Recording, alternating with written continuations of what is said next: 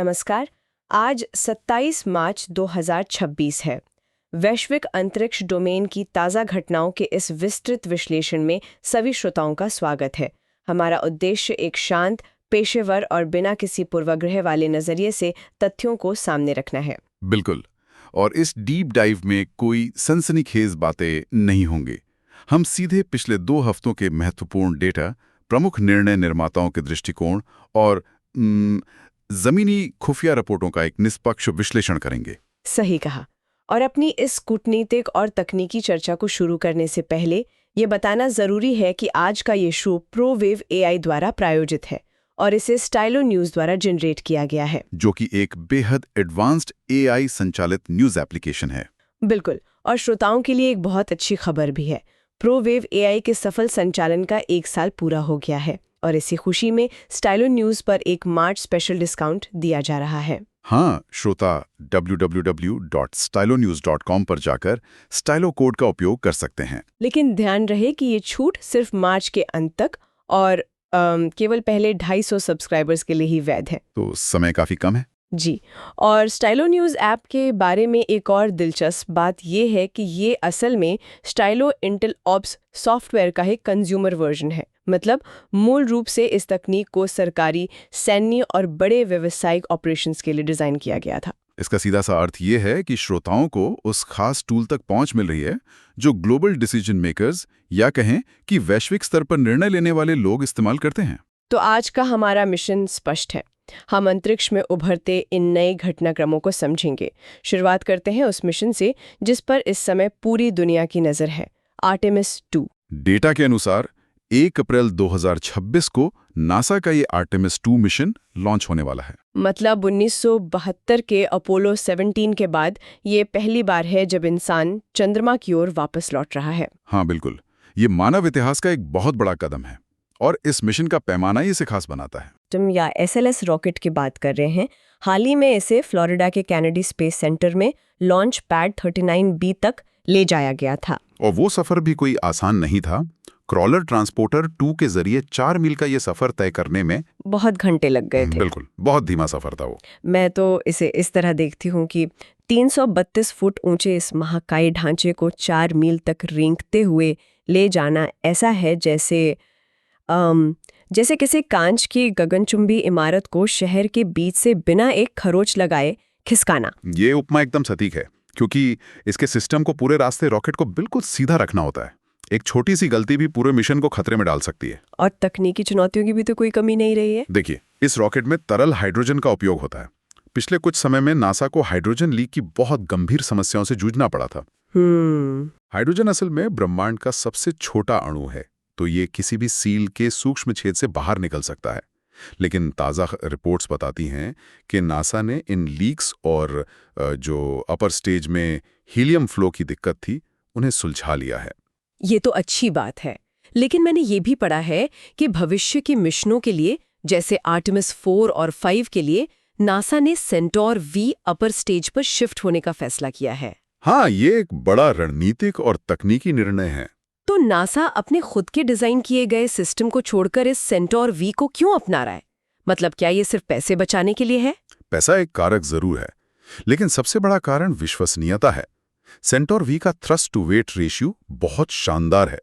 NASA के प्रशासक Jared आइजैकमैन का दृष्टिकोण इस पर बहुत स्पष्ट है। अच्छा, उनका क्या मानना है? उनका मानना है कि अगर हमें अपोलो की विरासत को आगे बढ़ाना है और अमेरिकी नेतृत्व को सुरक्षित रखना है, तो सुरक्षा सर्वोपरि है और इसके लिए हमें जांची परखी तकनीक पर भरोसा करना होगा। सही बात है। लेकिन एक बात जो मुझे थोड़ी अजीब लगती है, चूंकि इस मिशन का उद्देश्य चंद्रमा पर उतरना नहीं है, बस 4 अंतरिक्ष यात्री चंद्रमा का चक्कर लगाकर यानी फ्लाई बाय करके वापस आ जाएंगे, तो क्या ये विशुद्ध रूप से एक तकनीकी परीक्षण है या इसका जो भू राजनीतिक संदेश है वो तकनीकी महत्व से भी बड़ा है? भू राजनीतिक पहलू बहुत बड़ा है। अगर हम अमेरिकी प्रशासन के मौजूदा दृष्टिकोण को देखें तो उन्होंने मंगल ग्रह के बजाय चंद्रमा को प्राथमिकता दी है।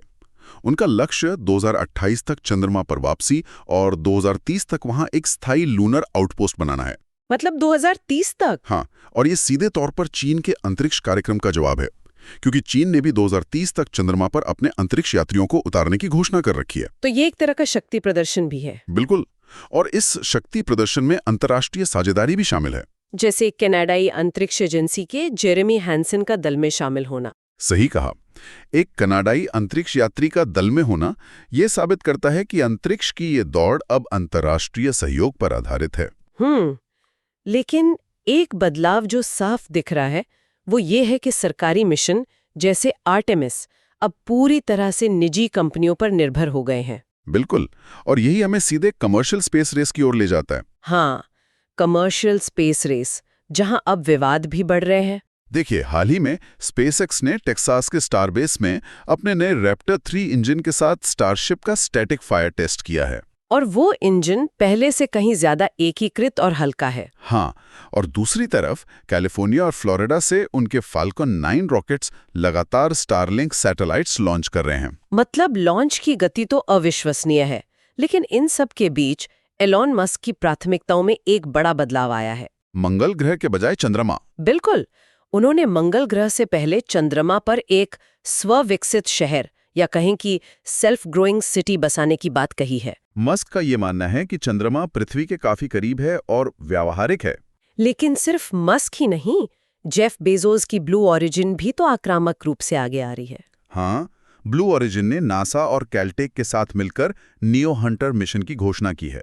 ये मिशन क्षुद्रग्रहों या एस्टेरॉयड से रक्षा के लिए है। इसमें तो वो ब्लू रिंग प्लेटफॉर्म और आयन प्रपल्शन का उपयोग करने वाले। जी, आयन प्रपल्शन गहरे अंतरिक्ष मिशनों के लिए बहुत अहम तकनीक है। तकनीक तो वाकई कमाल की है, लेकिन मुझे यहाँ एक बात बहुत खटक रही है। वो क्या? अगर चंद्रमा अचानक सरकारों और अरबपतियों के लिए सबसे मूल्यवान रियल एस्टेट बन गया है, तो क्या हम केवल पृथ्वी के जोनिंग विवादों और जमीन कब्जाने के झगड़ों को अंतरिक्ष में एक्सपोर्ट नहीं कर रहे हैं? ये एक बहुत ही जायज सवाल है। मतलब पृथ्वी पर ही देख लीजिए, स्पेसएक्स के टेक्सास स्टारबेस में परीक्षणों के कारण स्थानीय समुद्र तटों जैसे बोका चिका बीच को बार-बार बंद किया जा रहा है।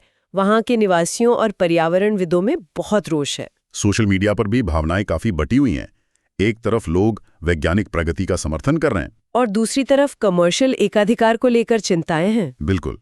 और अंतर्राष्ट्रीय संधियां जैसे यूएनओएसए इस नई कमर्शियल होड़ की निगरानी करने में काफी संघर्ष कर रही हैं, क्योंकि नियम बहुत पुराने हैं। और जब अंतरिक्ष में ये मूल्यवान बुनियादी ढांचा बढ़ रहा है तो जाहिर है इसे निशाना बनाने वाले खतरे भी बढ़ेंगे।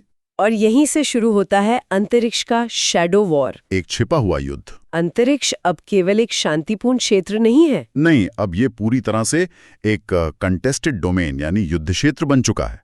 पिछले 24 घंटों की खुफिया रिपोर्ट देखें तो रूस सबसे तात्कालिक खतरा बनकर उभरा है। हाँ, मैंने पढ़ा था कि उनका लुच 2 सैटेलाइट यूरोपियन सैटेलाइट्स के बहुत ही करीब से गुजरा है। इसे प्रॉक्सिमिटी ऑपरेशंस कहा जाता है। श्रोताओं को समझाने के लिए मैं इसे एक रोजमर्रा के उदाहरण से जोड़ना चाहूंगी।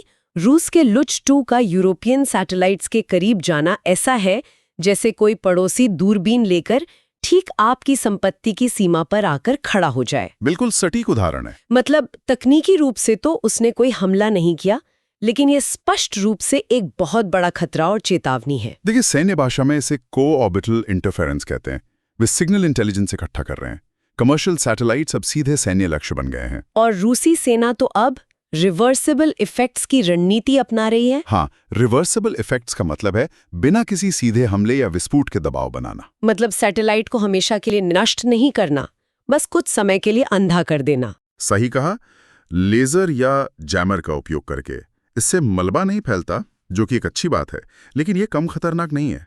और शायद यही वजह है कि उन्होंने प्लेसेट्स्क कॉस्मोड्रोम से 16 नए रूसी सैटेलाइट्स का लॉन्च किया है, जिसे रास्वेथ 3 मिशन कहा गया है। ये दोहरे उपयोग वाले यानी डुअल यूज सैटेलाइट्स हैं। सैन्य और नागरिक दोनों संचार के लिए डिजाइन किए गए हैं। और खतरा सिर्फ रूस से नहीं है, चीन का इलेक्ट्रॉनिक वॉरफेयर और AI इनेबल्ड हाईजैकिंग का खतरा भी तो है। बिल्कुल। साइबर हमलों के जरिए सैटेलाइट्स को हाईजैक करना अब एक हकीकत है। और GPS तथा स्पेस वेदर पर भी इसका बहुत प्रभाव पड़ता है। ऐसे हमलों में सबसे बड़ी मुश्किल ये है कि स्रोत का पता लगाना, यानी एट्रीब्यूशन। हाँ, वो लगभग असंभव हो जाता है। और इन्हीं खतरों को देखते हुए यूरोपीय अंतरिक्ष एजेंसी यानी ESA अब स्वायत्तता चाह रही हैं। मतलब वे अमेरिकी लॉन्च पर अपनी निर्भरता कम करना चाहते हैं। जी, इसलिए हम नॉर्वे के आंडोया स्पेसपोर्ट से ईसा एरोस्पेस का लॉन्च देख रहे हैं और रॉकेट लैब का ईएसएस सेलेस्ट मिशन भी इसी दिशा में कदम है। तो आने वाले दिनों में श्रोताओं को कई महत्वपूर्ण घटनाओं पर नजर रखनी होगी। बिल्कुल। 1 अप्रैल को आर्टेमिस 2 का लॉन्च है। और सैन डिएगो के तट पर नेवी और मरीन द्वारा क्रो की रिकवरी की तैयारी भी तो चल रही है। हाँ, इसके अलावा स्पेसएक्स का स्टारशिप परीक्षण और यूरोपीय तथा चीनी लॉन्च भी कतार में है। ये सब बहुत ही डेटा आधारित और तथ्यों पर निर्भर होगा। तो आज की इस चर्चा को समाप्त करने से पहले मैं एक विचारणीय बिंदु छोड़ना चाहूंगी। बताइए। देखिए, एक तरफ नासा ने मंगल ग्रह के वायुमंडल के नष्ट होने का अध्ययन करने के लिए 2 जुड़वा प्रोब्स यानी ट्विन प्रोब्स भेजे हैं, और दूसरी तरफ मानवता चंद्रमा पर शहर बसाने की होड़ में है। सोचने वाली बात यह है कि क्या हम इन मिशनों से ये सीख रहे हैं कि अपने स्वयं के वायुमंडल को कैसे बचाया जाए, या हम केवल पृथ्वी को छोड़ने की तैयारी कर रहे हैं? ये तो वाकई बहुत गहरा सवाल है। तकनीकी प्रगति का असल उद्देश्य क्या है, ये सोचने में मजबूर करता है। बिल्कुल। तो श्रोताओं, इसी विचार के साथ हम आज का विश्लेषण यहीं खत्म करते हैं, लेकिन जाने से पहले स्टाइलो न्यूज़ के बारे में एक अंतिम जानकारी। जी, यह एक मोबाइल और कंप्यूटर ऐप है जहां कोई भी व्यक्ति अपने लिए personal intelligence style brief customise कर सकता है। हाँ, और ये सैकड़ों पारंपरिक समाचार स्रोतों और एक्स से सीधे जानकारी लेता है। तो आप www.stylonews.com पे जाकर इसे सब्सक्राइब जरूर करें। इससे आपको हमेशा सटीक और कस्टमाइज्ड खबरें मिलती रहेंगी। तो आज के इस डीप डाइव को सुनने के लिए आप सभी का बहुत बहुत धन्यवाद। शुक्रिया। आप भविष्य के विस्तृत विश्लेषणों के लिए अपने पसंदीदा विषयों का सुझाव हमें भेज सकते हैं। और हाँ, स्टाइलो न्यूज़ को अपने पसंदीदा सोशल मीडिया प्लेटफॉर्म पर फॉलो करना न भूलें। बिल्कुल। मिलते हैं अगले विश्लेषण में। तब तक के लिए सुरक्षित रहें और जागरूक रहें।